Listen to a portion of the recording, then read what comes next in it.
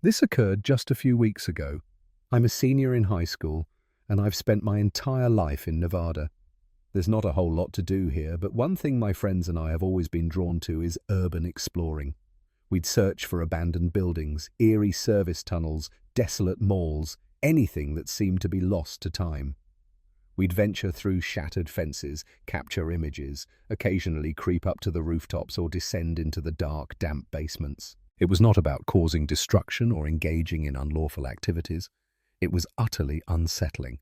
Charles was the sole member of our group who consistently discovered the most bizarre locations. He was somewhat the silent, enigmatic type. He'd appear with places that left us all in shock. Half the time I was too shocked to even inquire how he discovered them. One day he sent us a screenshot from a suspicious Instagram account with few followers, unclear images, and a disturbing array of comments beneath the posts. The caption on the post in question simply stated something along the lines of "numerous forsaken mine shafts scattered throughout the Mojave Desert if you happen to know where to search." According to Charles, he had been in contact with the account, and whoever was running it had ominously provided him with some areas to check out. That was all Charles could bear. He was immediately consumed by the thought. That Saturday, it was just me, Charles, and our other friend James. I had a Wrangler that seemed ideal for off-road desert driving, so we decided to take it. We were utterly lost, with no precise address to guide us, just a vague area and a pin drop in the desolate expanse of the Mojave.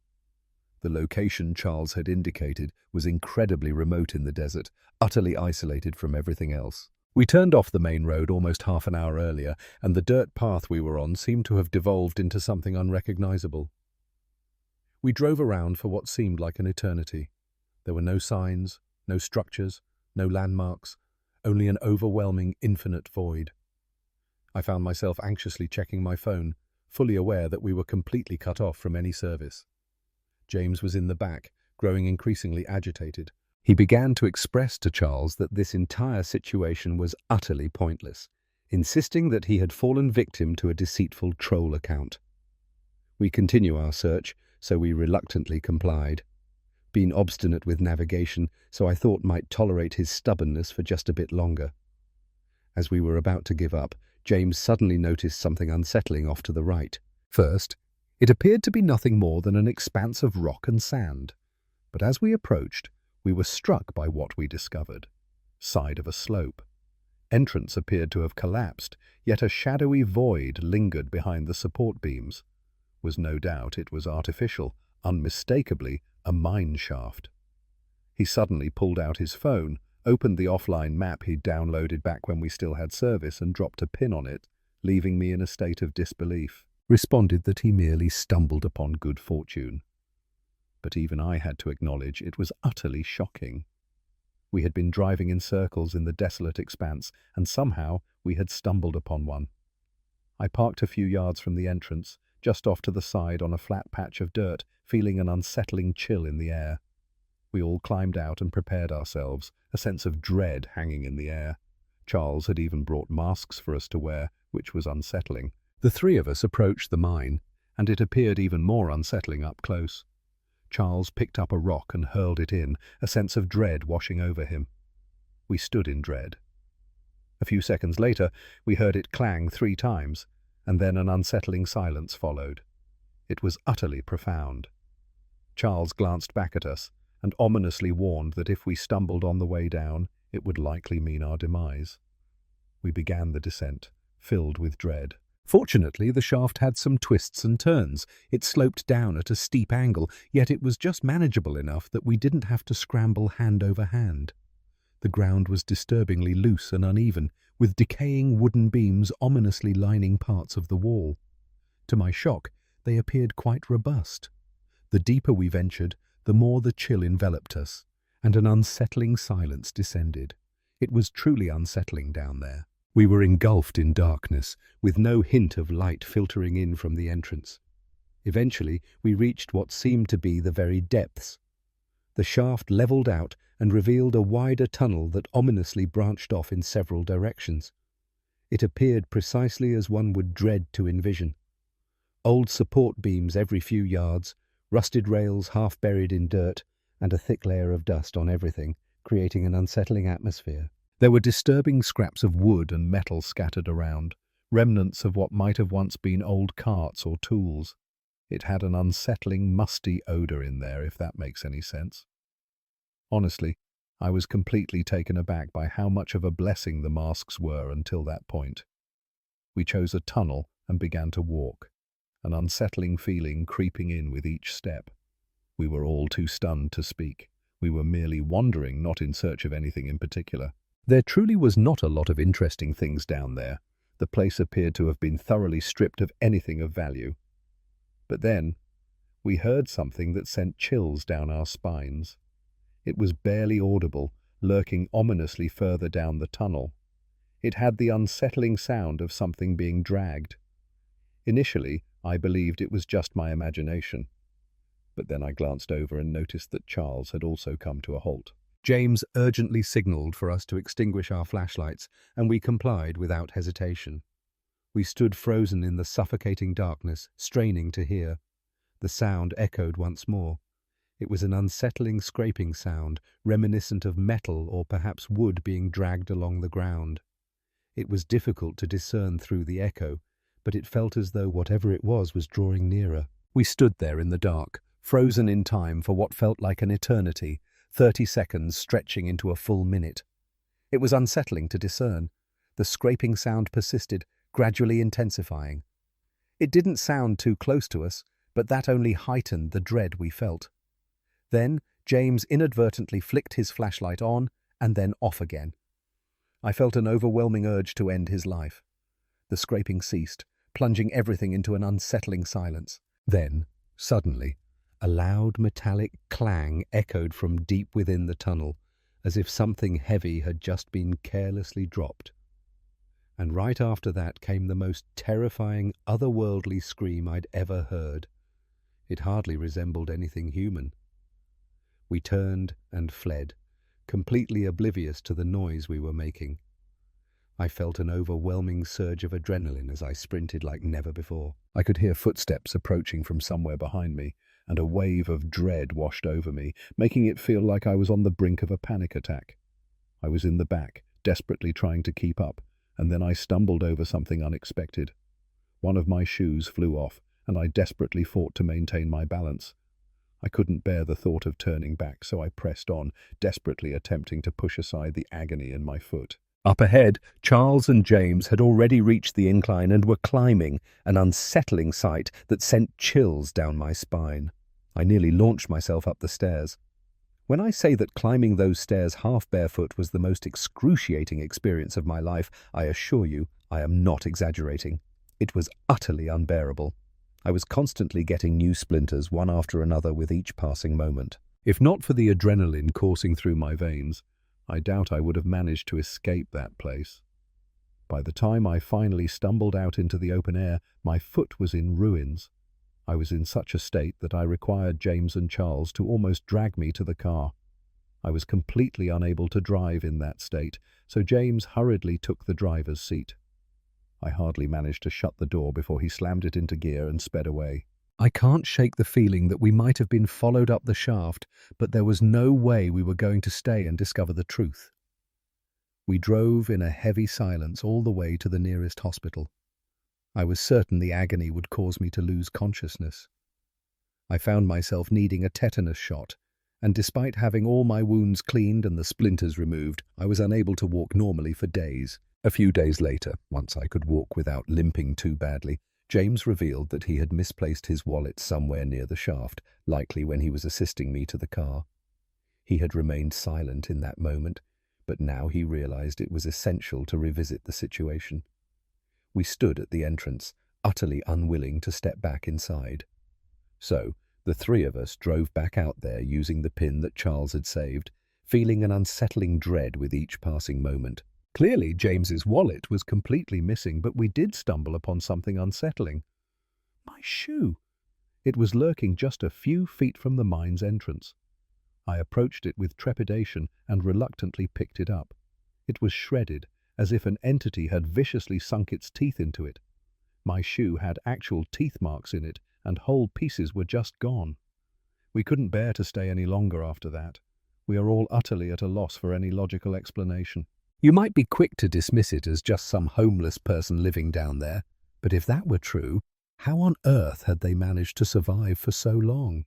There was absolutely no food down there. What on earth could they possibly consume? Charles expressed his shock that the Instagram account never replied to him after he reached out via DM regarding the incident. I'm never going to venture into urban exploring in the desert again for a very long time. I've always been a rugged kind of guy, but something about this situation has left me utterly shaken. I've always cherished the outdoors, and a vacation for me is a camping or fishing trip, not some lavish getaway to a resort or anything like that. My girlfriend of 6 months claims to share my love of nature. That's likely one of the primary reasons we began our relationship, if I'm being truthful. A couple of weeks ago, Tiki and I made a choice that left us utterly unsettled.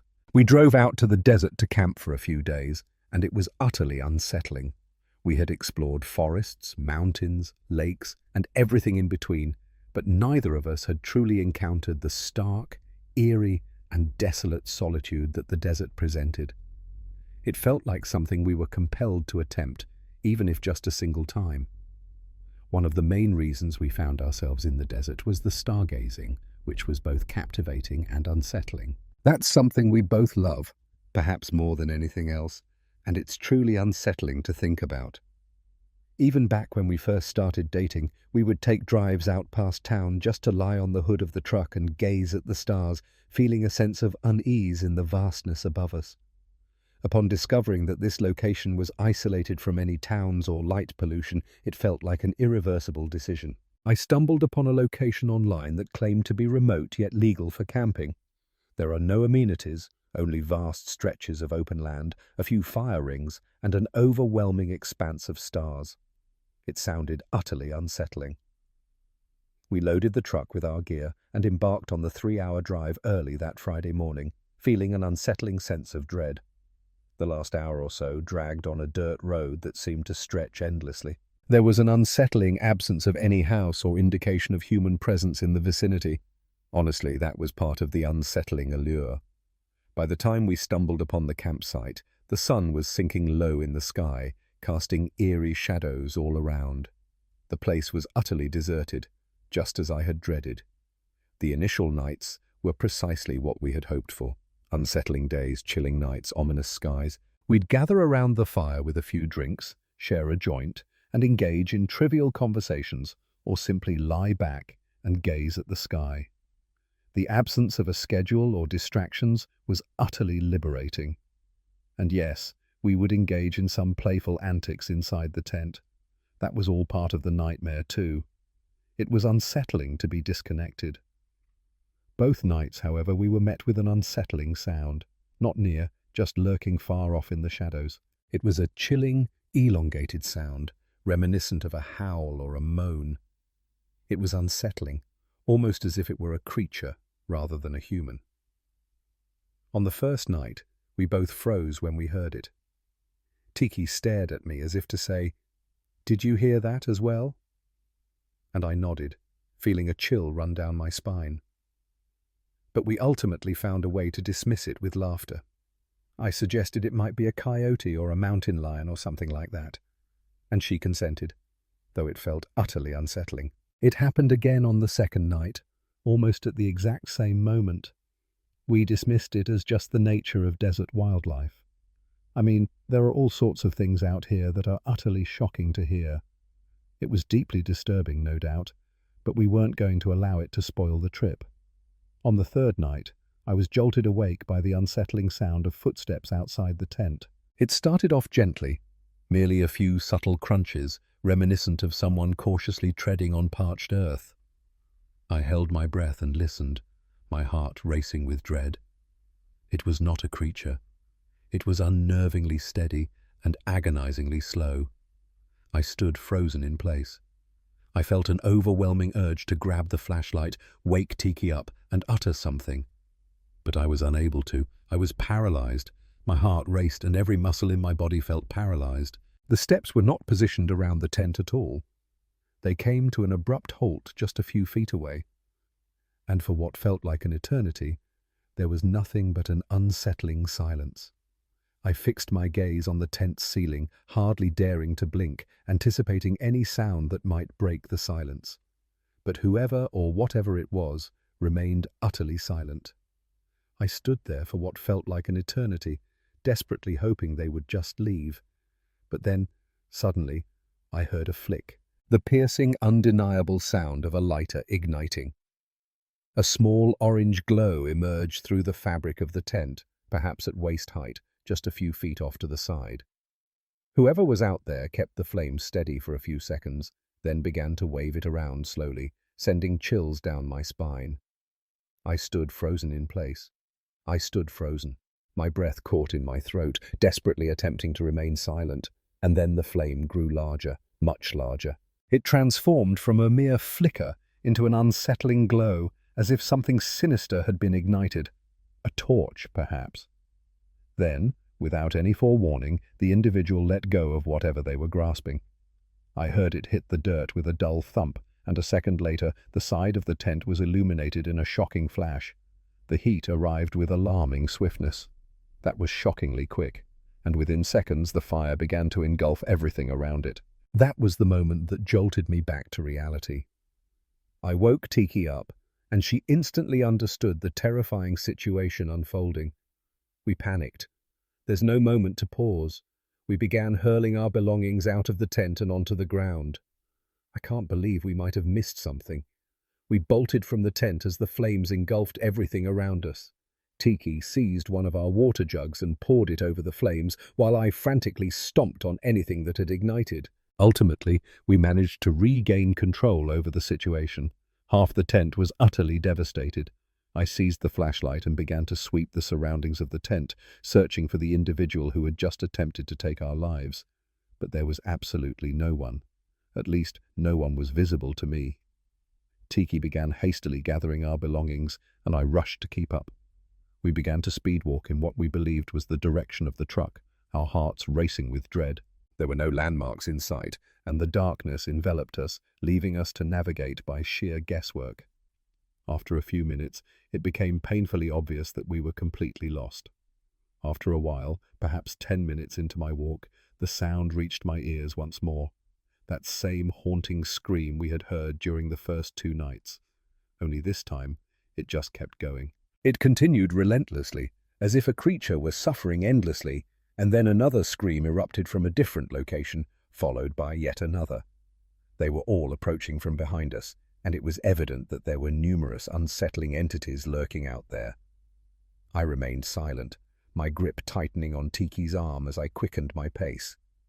In a shocking turn of events, we somehow stumbled upon the truck. We hastily shoved all of our belongings inside, and I sped away as quickly as possible.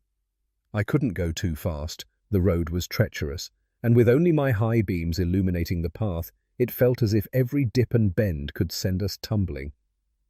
After what seemed like an eternity, we finally stumbled upon a main road. I continued to speed, oblivious, until the sight of other cars jolted me back to reality. Tiki was barely managing to keep her composure, but it was evident that she was on the verge of tears, and I was failing miserably at providing her any comfort. We called the police to report everything that transpired. All I can think about is how, if I weren't such a light sleeper, my girlfriend and I might have faced a terrifying fate that night in the middle of the desert. This is crucial background for what I'm about to share, so I'll begin with this. I've always felt a deep unease about my mum's past. Unease isn't quite the right term, but I struggle to find a more fitting one. She was born in Mexico and spent her childhood there before moving to the States alone to pursue an undergrad degree. The aftermath is chilling. She found work, met my dad, and has been living in America ever since. I find myself uneasy about how little I know regarding her life before coming to America, and a part of me suspects that this lack of knowledge is intentional. She completely steers clear of discussing her past and brushes off any inquiries with a joke or by diverting the conversation. As I grew up, my dad insisted that her behavior stemmed from some childhood trauma that was too painful to talk about, and I accepted that explanation for far too long. I mean, why on earth wouldn't I? As I matured, an unsettling curiosity began to take hold of me, and I found myself increasingly astonished by my mom's uncanny ability to evade those types of questions during family gatherings and similar situations. Here's what I absolutely cannot believe. She resided in a border town located in northern Mexico, right along the Texas border. Its reputation as a border town is far from favorable. The nearest I've ever come to understanding anything about her parents is a joke she shared a few times during my childhood. She would chuckle that her dad's side of the family were the politicians and her mum's side were the crooks, yet she could never quite discern which was which. I initially dismissed it as just a cynical political joke, but as time passed, I found myself grappling with the unsettling possibility that there might be a deeper truth to that statement than I had ever considered.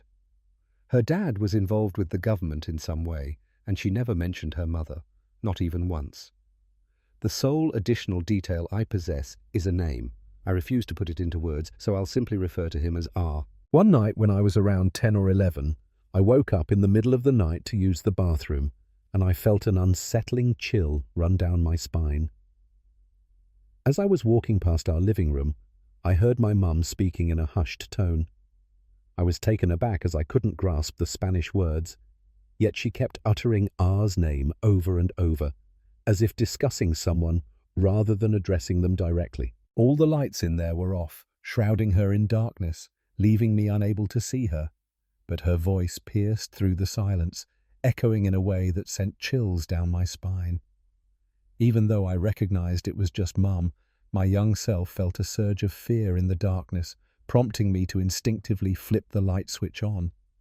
She stood there, utterly still, as if frozen, her eyes vacant and unblinking in the harsh glare of the light. It felt as though she was expecting my presence, and the realization sent chills down my spine. Instead, she abruptly hung up the phone and shot me a look that was utterly unfamiliar and unsettling. She commanded me to return to my bed, and I complied. And that's it. That's essentially everything I know about my mother's past. A joke, her dad's extremely unclear job, and the name R. What I'm about to share with you occurred nearly a year ago, and it has been haunting my thoughts quite a bit lately. I've spent my entire life in Arizona. I had just finished college a year prior, and as I drove through the desolate desert, I was on my way to meet one of my old college friends. It was an excruciatingly long drive, stretching on for what felt like an eternity, and I was utterly drained from the endless stream of music. I'm not really into podcasts, so I was nervously scrolling through my contacts, reaching out to all my friends and any girls I might be chatting with. Ultimately, I found myself compelled to reach out to my mum. We were both discussing soccer, and the upcoming Champions League fixtures left us feeling uneasy about the matchups. She possesses an alarming depth of knowledge about the sport, making it possible for us to discuss soccer endlessly. Suddenly, I was confronted by two pickup trucks obstructing the road ahead. It was unsettling. It didn't resemble a car accident at all, leaving me confused about what I was witnessing. I felt a surge of dread as I approached, concerned that someone might be in distress or in need of assistance, so I slowed down. My mom was still on the phone, completely unaware of the chaos unfolding around me. I halted my car and remained seated, contemplating whether it was wise to exit. Before I could react, 3 men burst forth from the 2 cars, each brandishing a firearm. I stood paralyzed as I noticed another car rapidly closing in on mine from behind. I found myself defenseless, leaving me with no option but to comply in that moment. One of the men rapped his gun against my door, signaling for me to exit. The other 2 lingered at a distance, their expressions tense and uneasy. I raised my hands and cautiously exited my car. At that moment, the car behind me had completely closed the gap and was now parked not too far off. The man shouted a series of commands in Spanish, but I was completely lost and couldn't grasp what he was saying. I view my inability to speak Spanish as one of my greatest shortcomings, particularly as a Mexican American. In that moment, the sheer helplessness of not being able to communicate with my assailants filled me with despair, and I wished for nothing more than to escape it all. It was painfully clear what they expected of me, though. Before I realized what was happening, my phone, keys, wallet, and other personal belongings were taken from me, and it seemed I was destined to be left alone in a desolate desert with no way out. One of the men climbed into my truck, and that was the moment everything changed. I suddenly became aware that I had left the phone call with my mum open, and with my truck still running, she was still waiting on the other end. I watched through my driver's side window as the man reached his finger toward the screen, hesitating as if he were about to hang up, only to abruptly pull it back as though he had reconsidered. I continued to observe, and it appeared as though he was paying attention. I was struck by a chilling realization. My mum must have been talking to him. Eventually, I saw his lips start moving, and I was struck by the unsettling realization that they were engaged in a full-on conversation in there. I was completely taken aback, unable to hear a single sound with the windows and doors tightly shut, yet I was acutely aware that they were conversing in Spanish. I can't believe what I just heard. I'm almost certain he repeated R's name several times, just like my mum mentioned, as if he needed to confirm he heard it right. At some point, the others seemed to grasp the gravity of the situation as they ceased their watch over me and moved towards the car. The man inside lowered the window and fixed his gaze on me while conversing with the other two men. Once he concluded his speech, all three of them pivoted and fixed their gaze on me, as if evaluating my very essence. The conversation abruptly came to an end after that. They abruptly ended the call and approached me with an unsettling demeanor. They returned all my belongings, even my car keys. All they took was the cash in my wallet. One of the men glanced in my direction, a smile creeping across his face, and in a heavy accent uttered the word tax as he carried out the action. I had never felt such a sense of dread over losing all my cash in my life. As I drove away, all three cars, including the one that had been behind me, suddenly accelerated into the desert, veering off the road in a frantic rush. My plan was to attempt memorizing their license plates, but to my shock, none of the cars had any. I was utterly stunned. After a few minutes of driving, I called my mother back and insisted on an explanation. She revealed that she had ominously threatened to call the police on them, as she was monitoring my location and was fully aware of where I was. I confronted her, clearly unimpressed, and demanded to know what they had truly been discussing. She was insistent about her narrative, yet revealed that much of the Spanish was merely her desperate attempt to defend herself. Although I found her story utterly unbelievable, I was left with no choice but to accept it. I pleaded with her to call the police for me, and she reluctantly agreed. Eventually, we ended the call, and I drove the rest of the way in a heavy, unsettling silence. To be completely truthful, I tried to erase that experience from my memory for as long as possible, but eventually it became impossible to ignore. I'm increasingly convinced that my mum had some connection to a Mexican gang or cartel during her youth, and even more unsettling, that connection might not have severed when she left Mexico. She knows I'm not foolish, so I can't fathom how much longer she plans to maintain this facade. I feel compelled to confront her directly, yet I'm deeply anxious about the potential strain that could arise, or even more concerning, the unsettling reality I might uncover if she reveals the truth.